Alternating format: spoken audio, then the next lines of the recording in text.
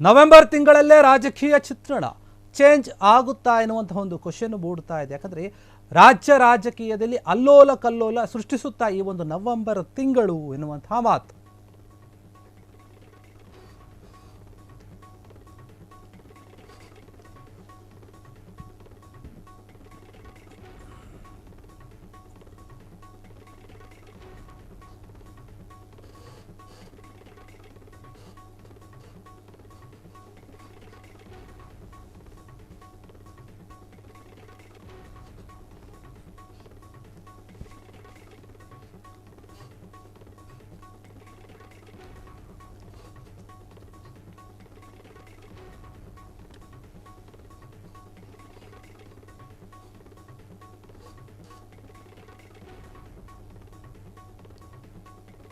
November ಕ್ರಾಂತಿ ಅಂತ ಹೇಳಲಾಗ್ತಾ ಇತ್ತು.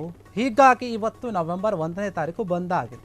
ಹಾಗಾದರೆ ನಿಜಕ್ಕೂ ಕೂಡ ಈ ಒಂದು ನವೆಂಬರ್ ತಿಂಗಳಲ್ಲೇ ರಾಜಕೀಯ ಚಿತ್ರಣಗಳು ಎಲ್ಲವೂ ಕೂಡ ಬದಲಾಗುತ್ತಾ, ಚೇಂಜ್ ಆಗುತ್ತಾ ಎನ್ನುವಂತಹ ಪ್ರಶ್ನೆ ಮೂಡ್ತಾ ಇದೆ.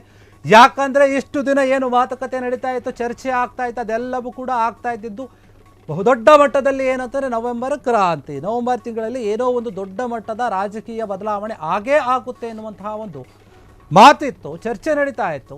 ಎಲ್ಲ ನಾಯಕರು ಕೂಡ ಇದ್ರ ಬಗ್ಗೆ ಕೇಳಿದಾಗ ಎಲ್ಲೋ ಒಂದು ಕಡೆ ಯಾವ ಕ್ರಾಂತಿಯೂ ಇಲ್ಲ ಎನ್ನುವಂತಹ ಮಾತನ್ನು ಆಡ್ತಾ ಇದ್ರೆ, ಇನ್ನೊಂದು ಕೆಲವು ನಾಯಕರು ನಿಜಕ್ಕೂ ಕೂಡ ನವೆಂಬರ್ನಲ್ಲಿ ಒಂದು ದೊಡ್ಡ ಕ್ರಾಂತಿ ಕಾದಿದೆ, ಕ್ರಾಂತಿ ಹಾಗೆ ಆಗುತ್ತೆ, ಬದಲಾವಣೆ ಕೂಡ ಹಾಗೆ ಆಗುತ್ತೆ ಎನ್ನುವಂತಹ ಒಂದು ಮಾತನ್ನು ಹೇಳ್ತಾ ಇದ್ರು. ಹೀಗಾಗಿ ರಾಜ್ಯ ರಾಜಕೀಯದಲ್ಲಿ ಅಲ್ಲೋಲ ಕಲ್ಲೋಲ ಸೃಷ್ಟಿಯಾಗುತ್ತಾ ಈ ಒಂದು ನವೆಂಬರ್ ತಿಂಗಳಲ್ಲೇ ಎನ್ನುವಂತಹ ಒಂದು ವಿಚಾರ. 30 ದಿನದಲ್ಲಿ CM ಆಗೋದು ಯಾರು, ಹೊಸ ಮಂತ್ರಿ ಆಗೋರು ಯಾರು, ಯಾರ್ಯಾರು ಸ್ಥಾನವನ್ನು ಉಳಿಸ್ಕೊಳ್ತಾರೆ, ಯಾರ್ಯಾರು ಸ್ಥಾನಗಳನ್ನು ಕಳೆದುಕೊಳ್ತಾರೆ, ಇವೆಲ್ಲ ಪ್ರಶ್ನೆ ಕೂಡ ಇದೆ. ಇಂದು ನವೆಂಬರ್ 1ನೇ ತಾರೀಕು ಇಂದಿನಿಂದಲೇ ಶುರುವಾಗುತ್ತಾ ನವೆಂಬರ್ ಕ್ರಾಂತಿಯ ಆಟ ಎನ್ನುವಂತಹ ಮಾತು.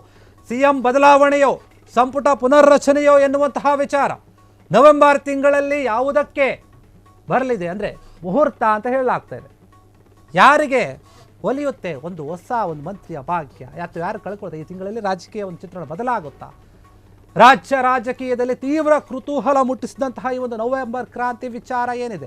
ನವೆಂಬರ್ 21ಕ್ಕೆ ಸರ್ಕಾರ ಅಧಿಕಾರಕ್ಕೆ ಬಂದು 2.5 ವರ್ಷ ಆಗುತ್ತೆ.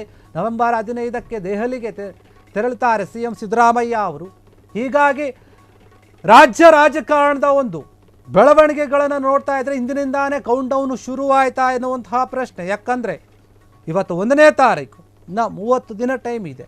ಯಾಕಂದರೆ ಈ ಒಂದು ನವೆಂಬರ್ ಕ್ರಾಂತಿ ಅಂತ ಹೇಳಿದಾಗ ಏನು ನವೆಂಬರ್ ಬರಲಿ ಬಂದಮೇಲೆ ಗೊತ್ತಾಗುತ್ತೆ, ಚೇಂಜಸ್ ಆಗುತ್ತೆ ಅಂತ ಸಾಕಷ್ಟು ನಾಯಕರು ಹೇಳ್ತಾ ಇದ್ರು.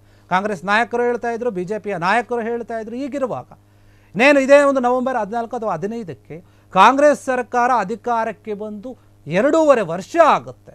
ಹೀಗಾಗಿ ಇಂದಿನಿಂದಾನೇ ಶುರುವಾಗ್ತಾ ಇದೆ ಈ ಒಂದು ನವೆಂಬರ್ ಕ್ರಾಂತಿಯ ಆಟ ಎನ್ನುವಂತಹ ಪ್ರಶ್ನೆ ಮೂಡ್ತಾ ಇದೆ. ಹಾಗಾದರೆ CM ಬದಲಾವಣೆ ಆಗ್ತಾರಾ, ಇಲ್ಲ ಸಚಿವ ಸಂಪುಟ ಪುನರ್ರಚನೆ ಆಗುತ್ತಾ?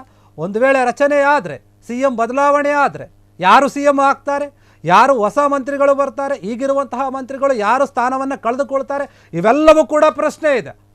ಹೀಗಾಗಿ ನಿಜಕ್ಕೂ ಕೂಡ ನವೆಂಬರ್ನಲ್ಲಿ ಏನೋ ಒಂದು ದೊಡ್ಡ ಬದಲಾವಣೆ ಆಗುತ್ತೆ ಅನ್ನೋದಾದರೆ ಅದೇನು ಬರೀ ಕಾಂಗ್ರೆಸ್ನಲ್ಲಿ ಮಾತ್ರ ಬದಲಾವಣೆ ಆಗುತ್ತೆ ಅನ್ನುವಂಥ ವಿಚಾರ ಏನೂ ಇರಲಿಲ್ಲ. BJPಯಲ್ಲೂ ಕೂಡ ನವೆಂಬರ್ನಲ್ಲಿ ಬದಲಾವಣೆ ಆಗುತ್ತೆ ಅಂತ ಅವರು ಕೂಡ ಹೇಳ್ತಾ ಇದ್ರು. ಈ ಕಡೆ ಕಾಂಗ್ರೆಸ್ನವರು ಒಂದು ರೀತಿಯಾಗಿ ಹೇಳಿದ್ರೆ, ಆ ಕಡೆ BJPಯವರು ಒಂದು ರೀತಿಯಾಗಿ ಹೇಳ್ತಾ ಇದ್ರು.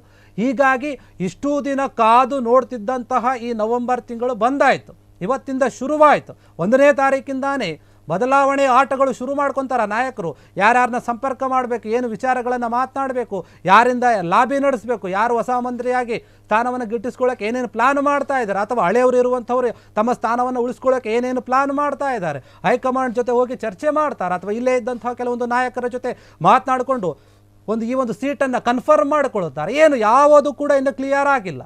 ಹೀಗಾಗಿ ನವೆಂಬರ್ ತಿಂಗಳಿಗೆ ಬಂದಾಯಿತು. ಈ ಒಂದು ತಿಂಗಳಲ್ಲಿ ರಾಜಕೀಯ ಚಿತ್ರಣಗಳು ಬದಲಾಗುವಂತಹ ಒಂದು ಸಾಧ್ಯತೆ ಇದೆ ಅಂತ ಏನು ಹೇಳಲಾಗ್ತಾ ಇತ್ತು, ಆ ಒಂದು ವಿಚಾರವಾಗಿ ಈಗ ಮಾತನಾಡ್ತಾರೆ. ಇವತ್ತಿನಿಂದ ಏನು ಇವತ್ತು ನವೆಂಬರ್ 1, ಒಂದೊಂದು ದಿನ ಕೂಡ ಕೌಂಟ್ ಆಗ್ತಾ ಹೋಗುತ್ತೆ. ಒಂದೊಂದು ದಿನ ಒಂದೊಂದು ರೀತಿಯ ವಿಚಾರಗಳು ಹೊರಗೆ ಬರ್ತಾ ಹೋಗುತ್ತೆ. ಬದಲಾವಣೆಗಳು ಆಗೋದು ನಿಜ ಆದರೆ ಅದು ನಮಗೆ ಕೂಡ ಸ್ಪಷ್ಟವಾಗಿ ಗೊತ್ತಾಗ್ತಾ ಹೋಗುತ್ತೆ. ಇನ್ನೇನು 2.5 ವರ್ಷ ಆಗುತ್ತೆ ಕಾಂಗ್ರೆಸ್ ಸರ್ಕಾರ ಅಧಿಕಾರಕ್ಕೆ ಬಂದು. ಇನ್ನೇನು ಕೆಲ ದಿನಗಳಲ್ಲಿ CM ಸಿದ್ದರಾಮಯ್ಯ ಅವರು ಕೂಡ ದೆಹಲಿಗೆ ಹೋಗ್ತಾರೆ. ಹೀಗಾಗಿ ಏನೋ ಕೆಲವೊಂದು ಒಪ್ಪಂದಗಳು ಆಗಿತ್ತು ರಾಜಕೀಯವಾಗಿ. ಕಾಂಗ್ರೆಸ್ ಸರ್ಕಾರ ಅಧಿಕಾರವನ್ನು ಹಿಡಿದುಕೊಂಡಾಗಿಂದ ಕೂಡ ಡೇ 1 ಏನು ಶುರು ಮಾಡ್ತಾ ಅವಾಗಿಂದ ಕೂಡ 2.5 ವರ್ಷ ಏನು ಆದಮೇಲೆ ಏನೋ ಒಂದು ಬದಲಾವಣೆ ಮಾಡ್ಕೊಳ್ಳೋಣ ಅಂತ ಹೈಕಮಾಂಡ್ ಹೇಳಿದ್ದು. ಹೀಗಾಗಿ ಇಷ್ಟು ದಿನ ನಾವು ಸುಮ್ಮನೆ ಇದ್ವಿ. ಈಗ ಏನು ಟೈಮ್ ಬಂದಿದೆ, ಆ ಟೈಮ್ ವಿಚಾರವಾಗಿ ನಾವು ಮಾತನಾಡ್ತೀವಿ ಅನ್ನುವಂಥ ಒಂದು ಮಾತು ಆಡಿ ಬರ್ತಾ ಇದೆ. ಹೀಗಾಗಿ ನವೆಂಬರ್ ತಿಂಗಳಲ್ಲಿ ಕೌಂಟ್ಡೌನ್ ಶುರುವಾಯಿತಾ, ಯಾರಿಗೆ ಮಂತ್ರಿಯ ಪಟ್ಟ ಸಿಗುತ್ತೆ, ಯಾರಿಗೆ CM ಪಟ್ಟ ಸಿಗುತ್ತೆ, ಏನಾದರೂ ಮತ್ತೆ KPCC ಅಧ್ಯಕ್ಷರ ಸ್ಥಾನ ಏನಾದರೂ ಬದಲಾವಣೆ ಆಗುತ್ತಾ? DK ಶಿವಕುಮಾರ್ ಅವರು ನನಗೆ ಮುಖ್ಯಮಂತ್ರಿ ಸೀಟ್ ಬೇಕಂತ ಅವರೊಂದು ಕಡೆ ಕೂತಿದ್ದಾರೆ, ಇನ್ನೊಂದು ಕಡೆ CM ಸಿದ್ದರಾಮಯ್ಯ ಅವರೇ 5 ವರ್ಷ ಮುಖ್ಯಮಂತ್ರಿಗಳಾಗಿ ಇರ್ತಾರೆ ಅಂತ ಹೇಳ್ತಾರೆ. ಹೀಗಾಗಿ ಏನಾಗಬಹುದು ಈ ಒಂದು ವಿಚಾರವಾಗಿ ನಿಜಕ್ಕೂ ಕೂಡ ನವೆಂಬರ್ ಕ್ರಾಂತಿ ಅನ್ನೋದು ಆಗೋದೇ. ಆದರೆ ಏನಾಗುತ್ತೆ ಎನ್ನುವಂತಹ ಒಂದು ಪ್ರಶ್ನೆ ಮೂಡುತ್ತಾ ಇದೆ.